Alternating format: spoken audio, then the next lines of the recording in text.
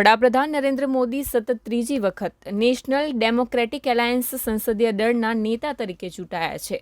જૂની સંસદના સેન્ટ્રલ હોલમાં સવારે 11 વાગ્યે શરૂ થયેલી બેઠકમાં 13 એનડીએ પક્ષોના નેતાઓએ હાજરી આપી હતી.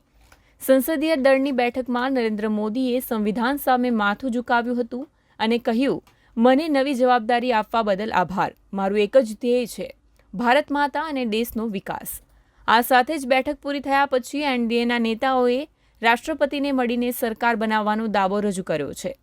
મોદી 9 જૂને સાંજે 6 વાગ્યે રાષ્ટ્રપતિ ભવનમાં ત્રીજી વખત વડાપ્રધાન તરીકેના શપથ લઈ શકે છે.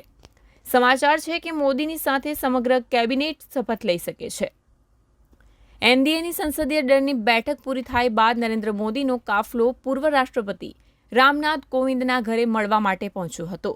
સાથે જ મોદીએ ભાજપના વરિષ્ઠ નેતા મુરલી મનોહર જોશી સાથે પણ મુલાકાત કરી હતી. મુરલી મનોહર જોશીએ નરેન્દ્ર મોદીનું સ્કાર્ફ આપી સન્માન કર્યું હતું.